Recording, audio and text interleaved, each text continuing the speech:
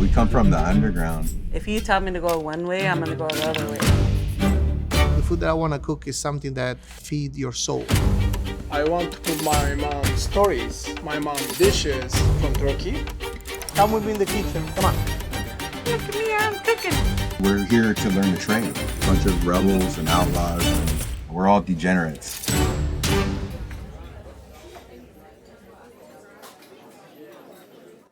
This program was made possible in part by a grant from Anne Ray Foundation, a Margaret A. Cargill philanthropy. This starter was started by my auntie family 69 years ago. So every single piece of bread that I make, every single focaccia that is being made here at the Lele Dinner Club is made with that starter. So I'm giving to people a story, not just a piece of bread or a piece of pizza or a piece of focaccia. It's like a family history that I'm trying to tell to people.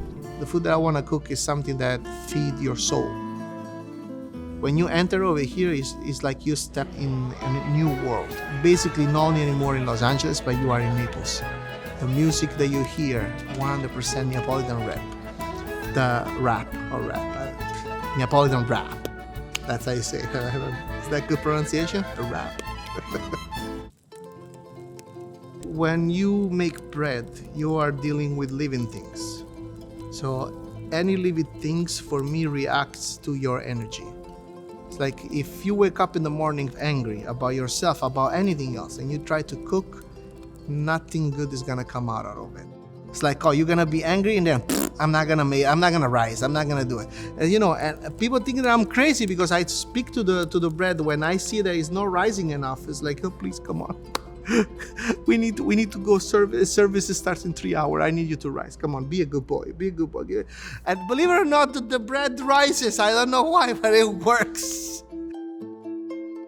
My auntie had an underground bakery. Basically, in our house, we used to have a little oven down the basement. It was an ancient oven, and we used to make bread and focaccias and all kind of cuts of bread for the delis in my little town. I always loved mixing the dough because everybody was like putting their hands in the beautiful sticky dough, this beautiful wooden box.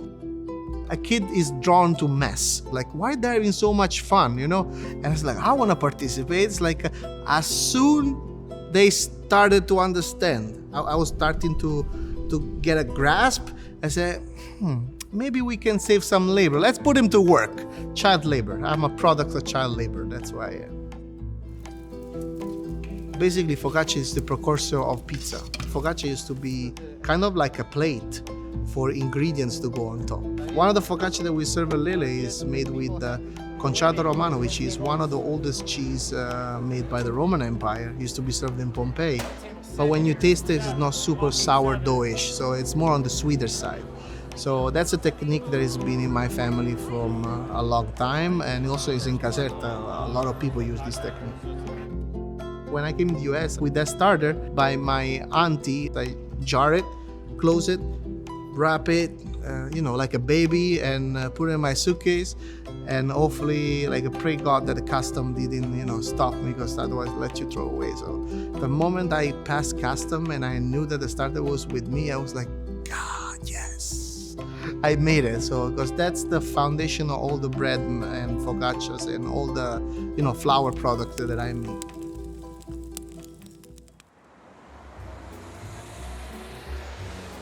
All right, another day in my life.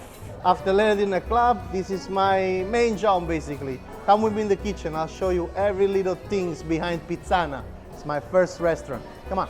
When I came to the US, I had $300 and I had to live in a van on Venice Beach for 7 months and a half. Started to work in a restaurant. A lot of celebrities started to come in. I met one of these celebrities was Chris O'Donnell. It's like basically he needed somebody to go to his house and teach him how to make pizza. And the only answer I gave it to him, like a good Italian, pizza? Don't worry, I got you, brother. I got you. So we started, and he started to stretch pizza with me in one of these parties they used to organize. So the third try, like, okay, you do it. I'm just gonna go and enjoy the parties. And in one of these parties, I met my current partners in Pizzana, Candice and Charles Nelson. They started Sprinkles Cupcakes a long time ago. I came from living in a van to going all over the US and making pizza. This little piece of dough, it's what started everything. People call it sourdough, right? But starter is like a fermented agent that makes the pizza or the bread the proof. And my auntie is the one that gave it to me, this starter. And then I came over here in the US and I refresh it every day, and now it's part of every pizza at Pizzana, every focaccia at Lele Dinner Club. It's in everything I do. You know that every Italian's gonna have a guy, right? I have a guy for tomatoes, so come here. Daniele, hello my good friend. How you doing? Now, better. This is amazing. Good to see you. I love the hat. Thank you. Hans is one of the most amazing human being ever in Los Angeles. It's like a man that is focused on living in a past. Hans went from having a job in a restaurant, a routine, to say, screw it. Just gonna be home and make my home a farm. How many years now that you're doing all this? So this garden I've been working on for about 5 years now.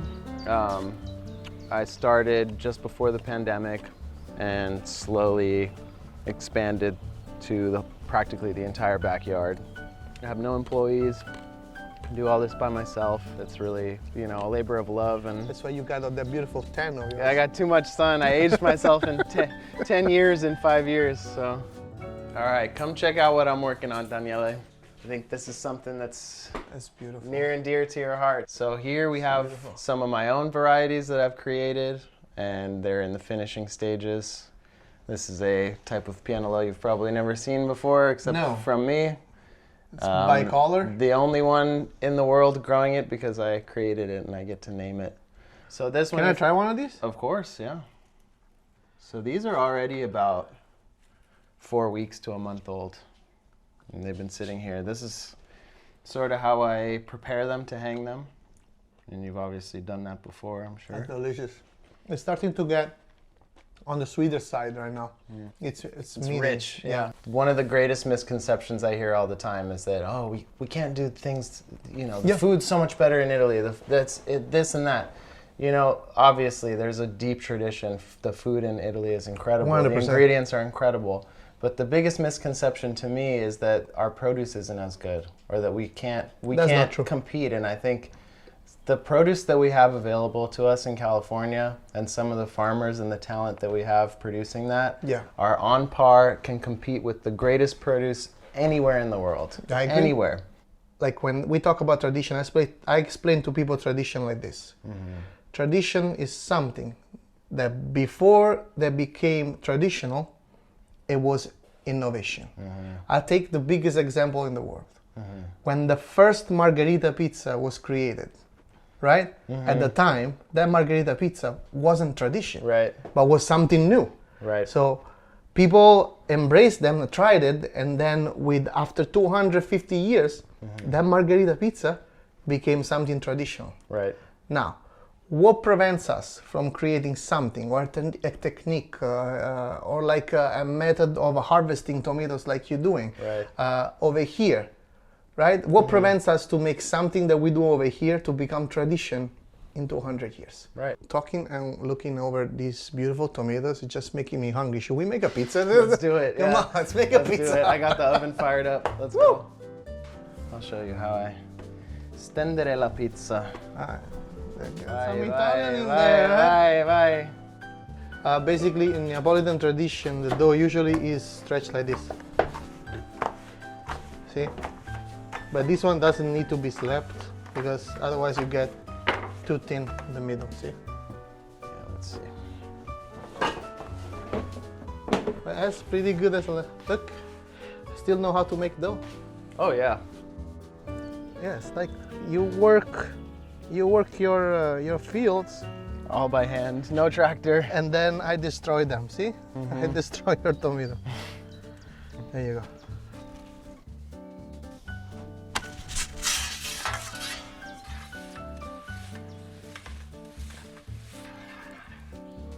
Ready to open up our pizza shop over here? Let's do it. Right here. Another my one? house. My house. Another one?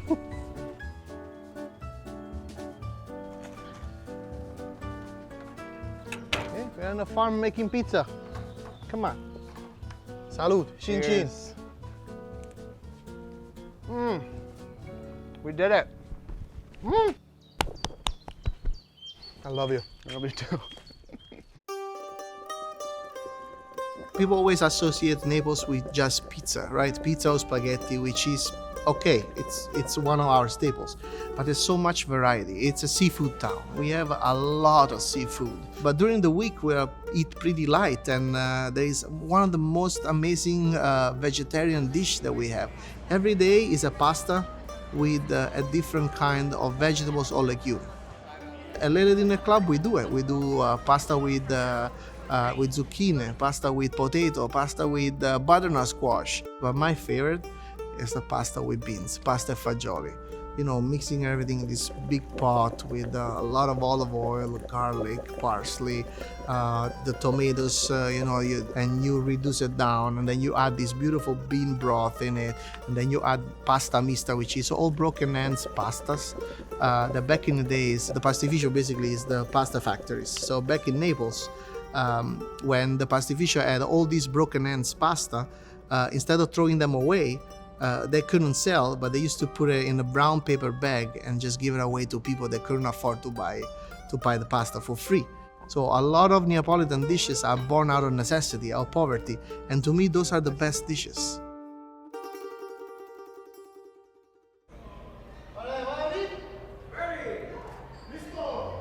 Quando sei qui con me, tutto il resto non conta, non importa di niente.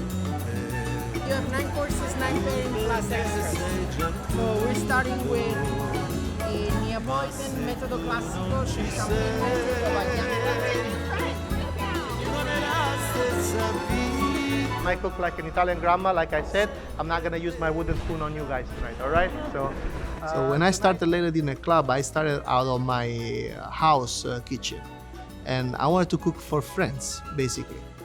And then my DMs started to crush. It's like I had 300-400 DMs. Like, where can I reserve? When is gonna be? Where do you do it? It's like I gotta find a space, and this was perfect. We are basically at Food Steez Studios. There's an underground feeling. As already everything set up. It was just a perfect spot. And also, my co-founder over here, Ferdinando Muscerino, is one of the most talented sommelier. The first dinner I did at my house, I invited him to come and say, listen, I need a sommelier. I need you to pair all the wine from Southern Italy to all the food that we do. The menu is half written in Italian, so you don't really understand everything that's going on. You're hit with a lot of Italianness. Southern Italy is famous for the warmness. In Naples, we do this. Like when we see somebody, it's like, hey, how you doing? Oh my God, it's so good to see you.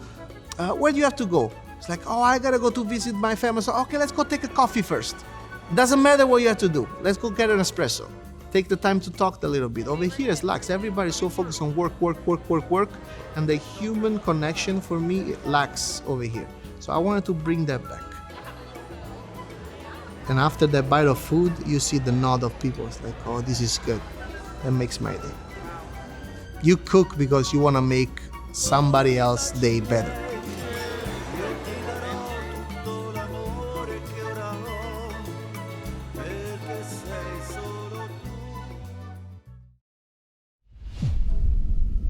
We come from the underground. We got labeled as like underground barbecue. I was like, that's cool,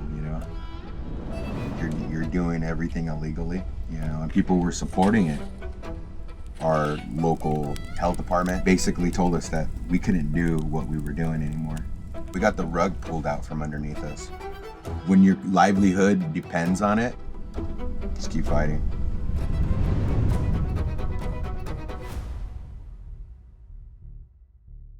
The brisket, it's the pectoral muscle. It's one of the most toughest pieces of meat that you can cook in barbecue. It's the muscle that actually holds up the animal. But Central Texas style barbecue was mainly German and Czech influenced. It was a way of preserving meat that was spoiling in a lot of the old German, Czech butcher shops. Yeah, kind of like making that meat last longer. And the pepper is what helps the bark form on the brisket. And what we were trying to achieve is like this really juicy, black, shiny piece of meat that looks really delicious and enticing. You know, I could always tell when a brisket's done cooking because of the way it smells. To me, it smells like chocolate, like warm brownies, like, you know, when you know brownies are done because you can smell them. The same thing with brisket. Being a pit master, that's what you're doing. You're mastering your pit, and they're all different. They all have their own personalities. That's a time where you can pretty much figure out anything that you have going on in your life. You have to spend that time with you and the fire to see how it breathes and how it eats, and to realize that it's alive. It teaches you how to be patient. You're on its time. You know, you're sweating, you're getting burned, you know, you're getting smoke in your eyes, and then you still have to come back and do that again the next day. It takes a special sort of individual that's gonna do that over and over again. I met my wife back in Orange County when I was in high school. She got pregnant at a young age. She dropped out, I dropped out. We were teen parents, so we struggled a lot. We barely scraped by, you know, we lived paycheck to paycheck. I just loved gathering people together and cooking, looking back that we were preparing ourselves for these gatherings and cooking for big groups of people. My wife would be like, oh, these people are just coming over and they're just mooching off of us and this and that, you know. Finally, she was like, hey, we got to start charging for this. So it was her idea, really. We had our first pop-up in 2017, late 2017, in the backyard of our first home in Garden Grove. Most of them were just friends and family. We had people show up that we didn't know. It went on like that for quite some time until we actually got in trouble. We got popped. We had like this raid done on us, and it was City of Garden Grove and the Orange County Health Department. And they basically told us that we couldn't do what we were doing anymore. The hardest thing was the offset smoker. It wasn't approved for food use. I went back and typed out some documents, tried to, you know, argue my case on why this would be a safe way to do it, and I had to write all the procedures. We got an answer back, and that was, okay, well, if you can get somebody to build this apparatus with these specifications, then we will allow it. We then went to our builder and then had the smokers built the specific way, and then we became the first in the state to have an offset smoker approved for food use. Evan. Yeah, brother. Hey, good morning. Nice. Yeah, great to see you. How you doing, brother? Good to see you. Yeah, man. Welcome. Thank you, thank you. The Ecology Center is a regenerative organic farm here in San Juan Capistrano. One of the biggest things that they do for the city is provide education for all ages. Yeah, I love coming out here. Yeah, beautiful day. You got such a hard job. Well, we're all doing the good work, you know? Yeah. You know, putting the culture back in the agriculture, as we like to say. Yeah, absolutely. But no, we're lucky to be here. This is a 28-acre paradise. It is. Evan is someone who has been an advocate for sustainability and wanting people to nourish their bodies with the best that they can get. And the conversation that we're having as farmers is really exploring that bioregional cuisine that's not just indigenous. It's really this evolution of time of, right. You know, because trading has happened from Mexico all the way through San Juan Capistrano for hundreds of years. Right. You know, the Spanish came in the 1800s, but before that even. So the milpa has a strong anchoring here. We grow the milpa, the traditional corn, beans, and squash, you know, for a lot of reasons, not just to preserve the past, but really to bring culture into the future. Yeah, you can really see why the natives would settle for this land here. I mean, it's kind of in this valley, and then we have the river that runs through here, right? Absolutely. I mean, this is some of the most fertile soil in the world. And so this watershed, this San Juan Creek watershed that connects the Saddleback Mountain, or Calapa, as the Ahachmans say, all the way to Doheny, it's pretty epic. Right. Hey, you want to harvest some tuna? There's some low-hanging fruit right here. Yeah. Yeah, actually, I had my my eye on some of these ones over Do it. here. Yeah, rock it. You need a knife, or you just gonna? Yeah, I got one. There's an abundance of everything here, huh? That's true. Yeah. That's They the get goal. some of these prickly pears, these tunas. Yes, help yourself. So good. Yeah, grab a couple more. This is the San Juan Blue. So this is like Oh, wonderful. our heritage ingredient that we've been growing here for years. And it's just starting to flower.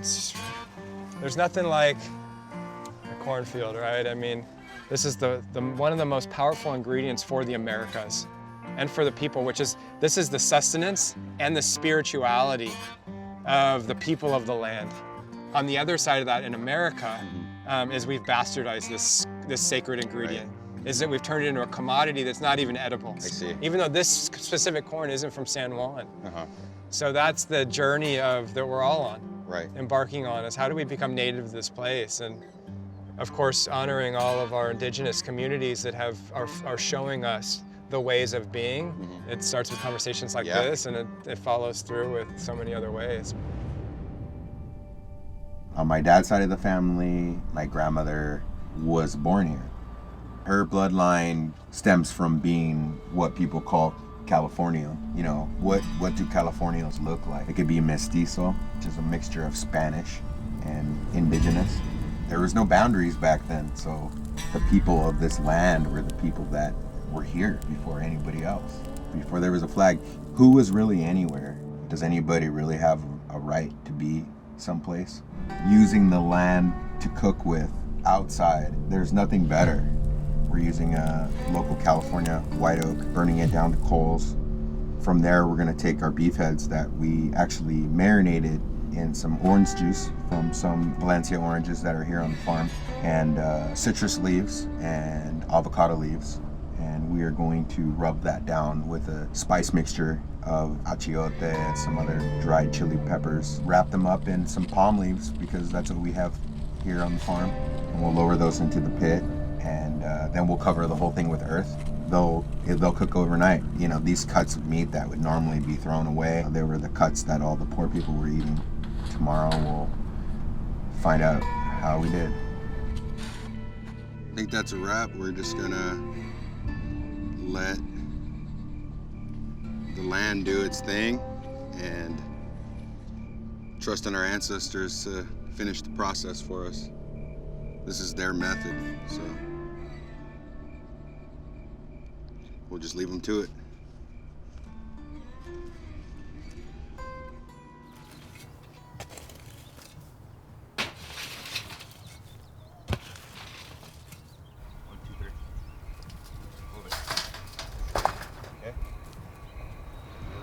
As long as it doesn't combust right now.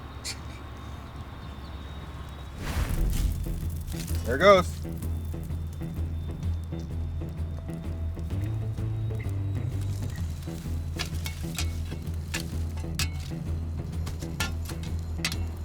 Knew that was gonna happen. Oh no. No. Not you? No. I gotta save it. There we go. Good save, good save, good save. That looks good, actually. Yeah, it does. Look at me. There you go. Oh man, that's good. Yeah, put it right there. Achiote paste. Fire's gonna do what it wants to do, you know?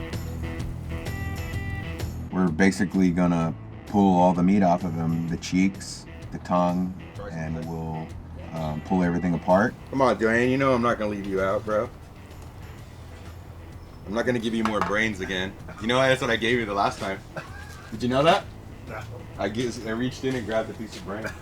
Who's gonna? You know I gotta mess with you, dude. Like Cooper, we made him eat the eye. That's some of the cheek. Is this some of the cheek? I got a brain with it.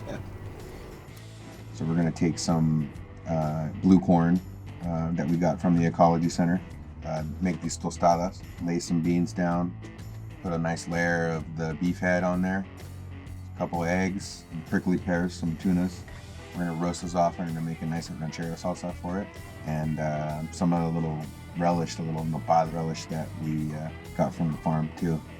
Hit it with a little bit of queso fresco. You know, that's a ranch meal right there, right? And after all this hard work, that's something that we deserve. I love the cabeza. Tastes just perfectly cut, soft, with a little bit of crispiness. The salsa de tuna. What I really love is the tostada, because most tostadas, they just like shatter. Like, there's nothing to it. You eat it, all right, it's hard, but this one you can still taste the corn in it. And it's a tiniest bit soft in the inside, so Danny never messes up.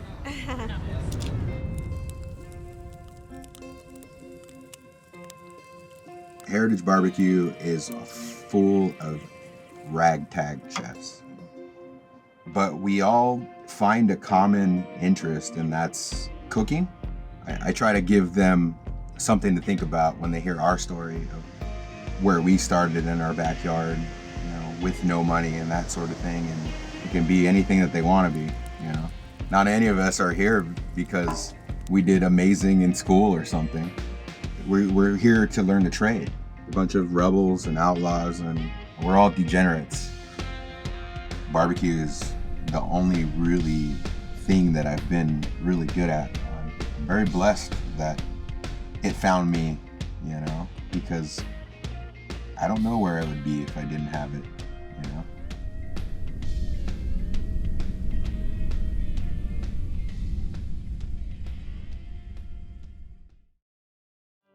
The LA churro is just, it's kind of like a statement piece now, which is cool. It was my way of kind of being bratty. Also me being out here in LA, I love representing the city too. That is just kind of like what we're doing is taking what is traditional to somebody, but still twisting it to what we know.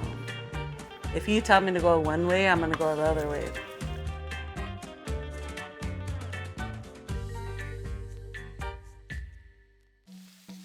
I grew up going to like games and everything. You always had those like churros that they're carrying around in the bag. Or if I go somewhere, they, you know, to certain bakeries, they offer churros and they have them sitting under a heat lamp for who knows how long. And it was never like a fresh bite. That LA churro started at Cha-Cha-Cha when I first took over like the pastry department. I was very like, I don't want to do a churro because having a churro in a Mexican restaurant, you kind of fall into that gimmick. If you don't do it right, it sucks. And for me, it was just very like the brat moment of like, no, I don't want to do it. And then one day just playing around with the shapes and we piped an LA sign. We were like, damn, I think I did something. It just kind of like blew up when it came to Santa Canela. I want a stadium-sized churro. I want it to grab people's attention. There's no sugar in our dough too. And we just cook it till like a thick paste develops, and then we take it from there to the mixer. And then once that's ready, we'll bag it up. We pipe the LA, we like froze it, and then we fry it from freezer to fryer. That it held so cool and so clean that we're like, all right, this is it. This is our shape. Santa Canela is a bakery that can play with traditional things that we grew up with just through the eyes of somebody from LA. My first year at Cha-Cha-Cha, the owner kind of brought it up to me of like planning on opening a space that is a churreria, and that's why we wanted you to develop a really good churro. And they're like, how about we switch the concept to a bakery? And then it was just kind of like, oh, I'm such a restaurant person. A part of me was just like, they were putting like baby in the corner. Then it became really important to me, and now I'm like, I don't think I could see myself anywhere else now. Oh, they're cute. I could be a pastry chef now. Yeah, that's all it takes, right? Look at me, I'm cooking. Look at me, I'm a pastry chef. I wasn't gonna walk for graduation in high school, so my dad took me to this like trade school. My mom kind of was like, just do the medical assisting route. And I was just working in the ER for a little bit. It was just so sad to me that I didn't want to see everybody suffer. I love doing things for people that, you know, it's gonna make them happy and whatever. And at some point, it wasn't doing it for me anymore. I signed up for culinary school behind my parents' back, and nobody knew. And the only way they found out is because they sent my toolkit that they give you to my house. And then when I got there, my mom asked me like, what is this? And she's like, oh, why would you do that? You're gonna end up at a Denny's. And I always remember her telling me that I was just like, damn, that's crazy. And then somewhere my dad kind of came around and was kind of like, hey, I know you want to like bake, but if you want to learn something, you need to learn everything. He's like, so if you're going to do that, you need to learn how to cook first, and then you can do whatever you want at some point. And that's what I did. El churro que los va a sacar de la pobreza.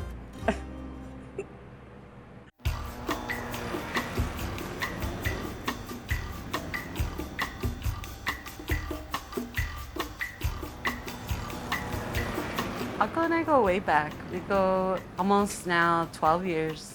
He is the executive chef of the restaurant group we work for. It's kind of like my mentor. I wanted to take Paco through where I grew up in El Sereno and all over LA to show him where my inspirations come from. La Aguila is one of the main panaderias in El Sereno. It's somewhere I grew up going to for the last 25 years probably. Okay, ¿no quieren pasar allá atrás a ver? Yeah. Sí, sí, hay chance. Muchas gracias.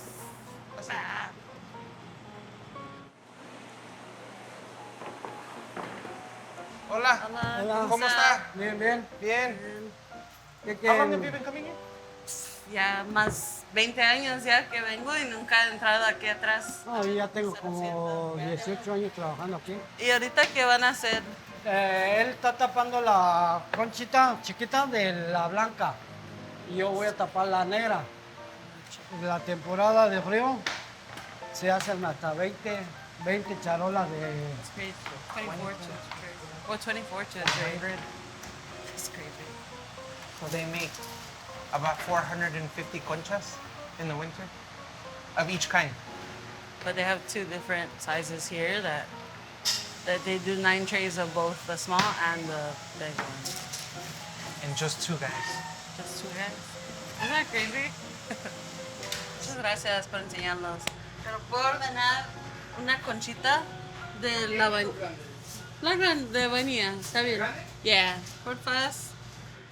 No, I mean, honestly, like, I mean, but that one's my favorite one. How much? Okay, take the one that I wanted to try, right? This is my favorite one. How did you come up with the concha? Like, did somebody teach you how to make it, or you just learned it on your own? No, I just learned it on my own. Concha to me is brioche base with some type of like either just a plain vanilla shell or a flavored shell, and then you cut it using like a shell stamp.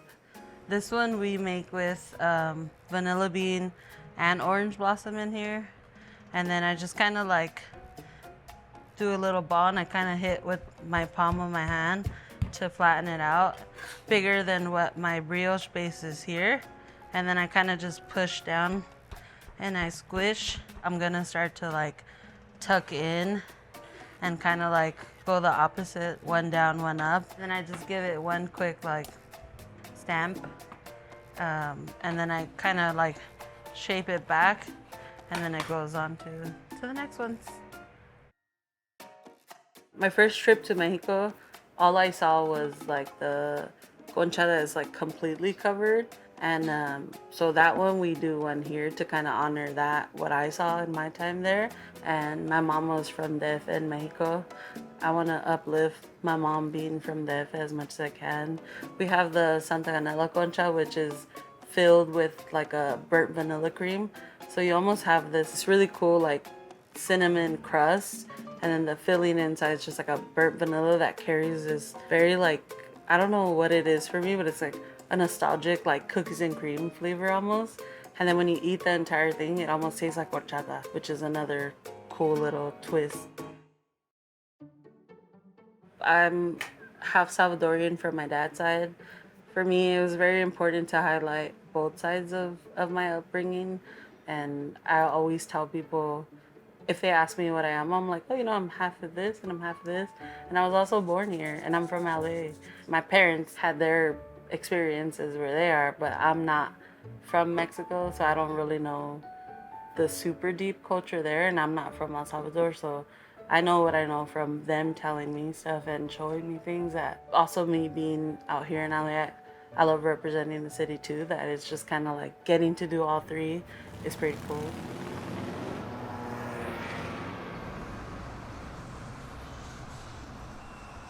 Buenos días, ¿cómo están?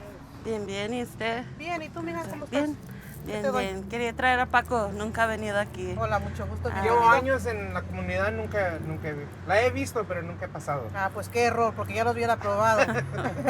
¿Qué le voy a dar? Le traje a agarrar champurrado, por favor. Okay. From what I know, champurrado is kind of like a old school, like a lot of people say it's like an Aztec drink that because they needed to incorporate masa, which was always on hand for them. ¿Y en el champurrado qué le ponen? Leche, chocolate, canela y azúcar. Solamente. Y masa natural. You know, LA, you have so many donut shops here, and I feel like it was important for me to have a donut. And my favorite donut is a maple bar, and it's very subtle and it's so sweet and it's really good. But I also wanted to try to incorporate champurrado into it, which is also such a common thing for us to drink. So for me, the idea behind that donut was how can I incorporate something that's so LA and also so like Hispanic that it just kind of put two and two, and I made the champurrado glaze, and now it's a donut.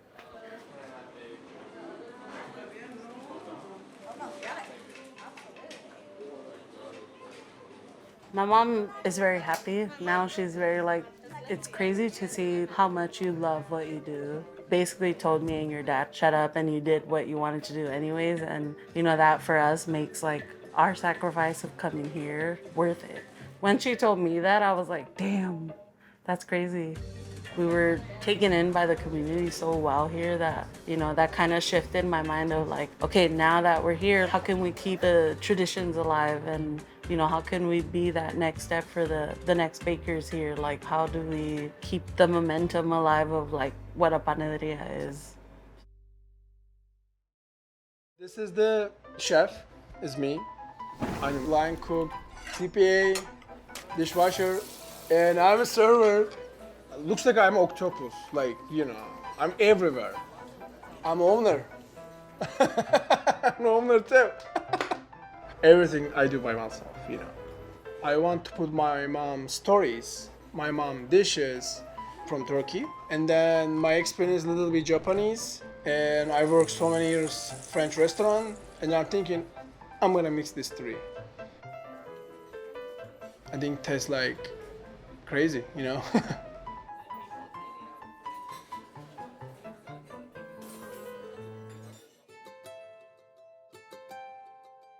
My mom made kitel twice a week, and I saw it always. The kitel good with yogurt and butter.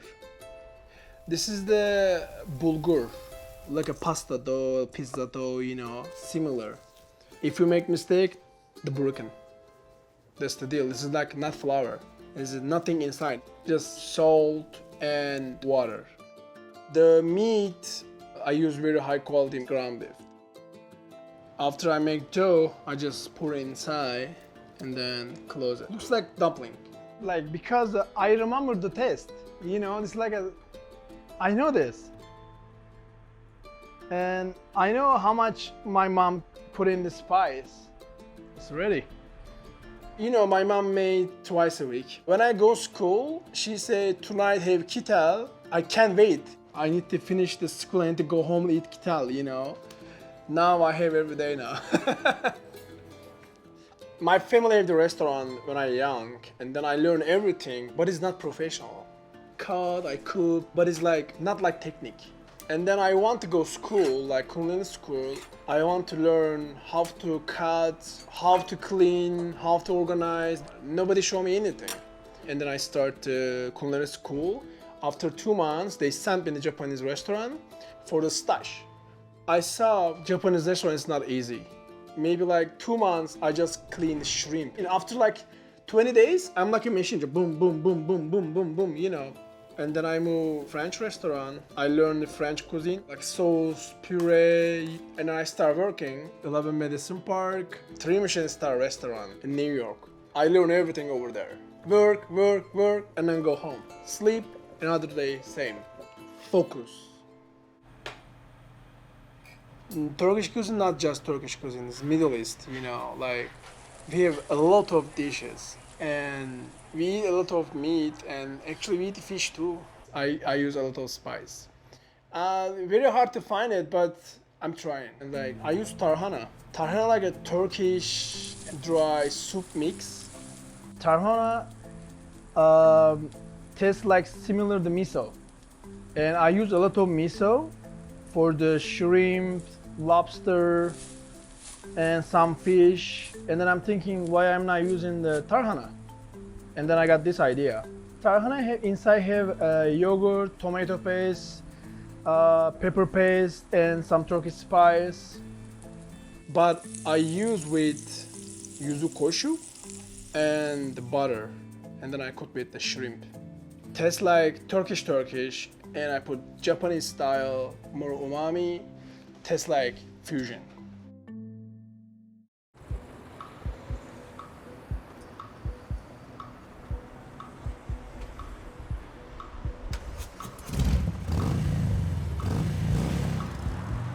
I'm in New York, and then my wife got an offer job in the Los Angeles. And I feel like, okay, we gotta go. Can change all life, you know? And then we move here. I'm always looking for the space to open my restaurant, but the rent is expensive. Every day I make little money and then I put something in the menu. Like 2 months, very bad because no money, you know, just I'm trying to survive. I feel like that I'm not lucky guy. Every single person say, you are crazy. Why you spend money for this restaurant? You are stupid, lost your own money. Nobody trusts me. What should I do? What should I do? I'm gonna drive to maybe Uber after restaurant all night. You know, I need the money.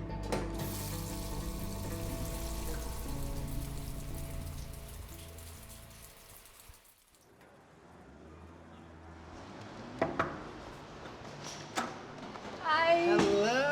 Welcome. How are you? How are you? Hi. Come. All right. How was your trip? It was perfect. You know, I bring you in lokum actually. Lokum? Oh, yes. Yeah, here. Try.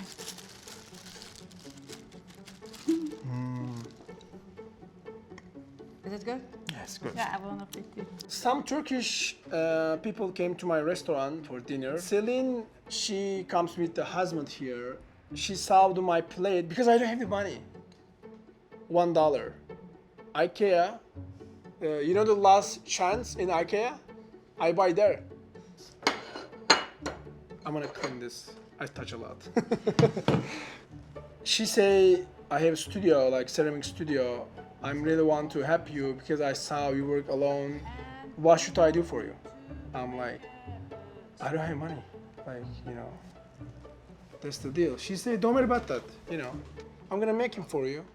And then I'm like, are you sure? Because I don't want to regular plates. She say, what you want? I want interesting. She say, I can do it. Tell me your dream. I feel it's so close to my story too. You know, we are all coming from Turkey. He blends Turkish cuisine and Japanese cuisine, and I feel myself, I'm doing the same thing with my designs. You know, my master was Japanese, and we connect. Yeah. You know, we connect. We measure like all dishes, like a kebabs, fish, and then we choose this plate for kebab. No, we measure it. Yeah. This is for kitel, like this much area, like for dumpling, you know, and then looks so beautiful. Do you want to try to throw this plate? Yes. Yes, let's do this.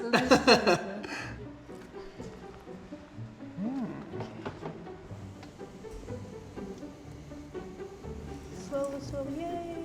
Go, go, go.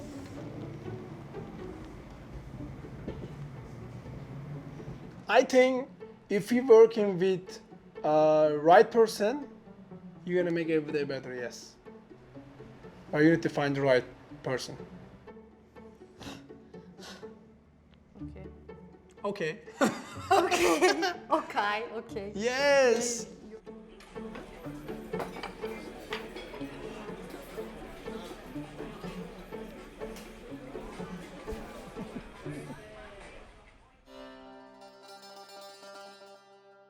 Normally, my brother, my father, they call me during the day because they know I'm sleeping, in the night. When I saw the 5 a.m., my brother calling me, I feel like, okay, I lost someone, father or mom. And then I open the phone, and then he say, Mom. Actually, after I lost my mom, I'm never go back in Turkey. I feel like she's over there still, I'm trying to be not emotional. Yeah, like 6 years now. But I think she's gonna be happy. We are together. We see each other. Yeah.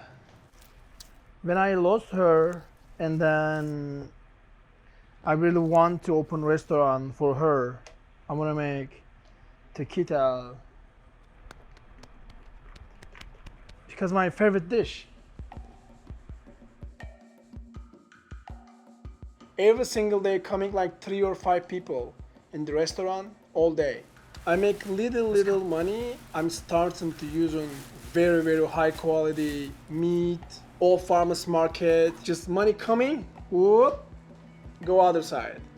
But coming in incredible ingredients. Look at this plate.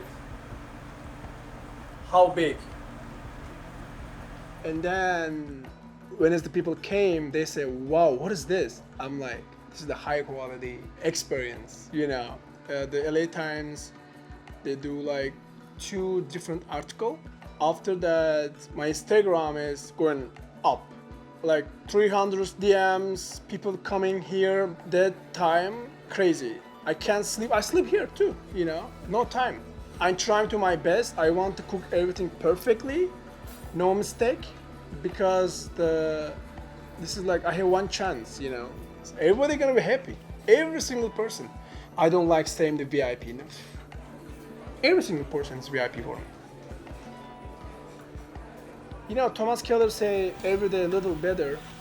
I try every day a little better, but I don't have team. Every day I try little, just like, not like Thomas Keller say little better. It's like half,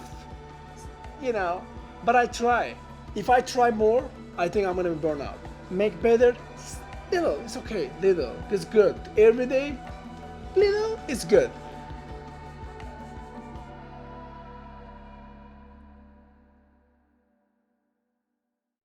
This program was made possible in part by a grant from Anne Ray Foundation, a Margaret A. Cargill philanthropy.